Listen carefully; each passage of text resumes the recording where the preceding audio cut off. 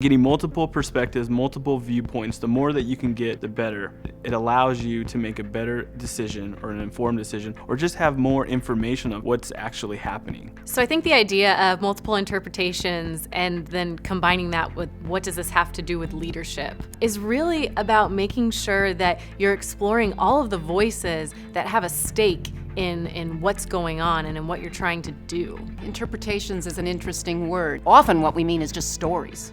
What's that person saying? What's this person saying? What's that really nice woman at the other side of the office thinking but not saying? One interpretation is the story she tells me.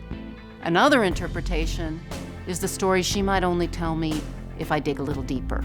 I think you have to ask questions, ask yourself questions, and at times difficult questions. Don't be satisfied with the first viewpoint or the first interpretation. Get more than one, and don't believe the first one that you're comfortable with. I think something that makes it really hard to explore multiple interpretations is I'm really comfortable with my own interpretations.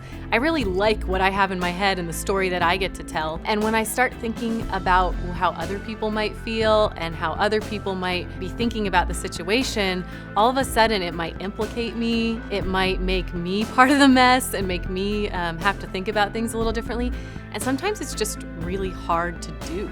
An interpretation would be tough when it's going to require somebody to do something differently that they don't like, when somebody has to give up something, and even something that they know it's time to give up.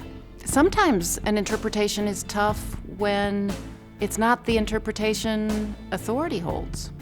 You know, the person in the position of power, authority, your boss. It's important for leadership because you want to make an informed decision and you want to kind of see all your blind spots. Leadership means not being satisfied with the story authority wants us to tell, and maybe pushing beyond that. I think after all, that's what leadership is all about. It's about helping us to make progress on the things we care about that are often really hard things to do.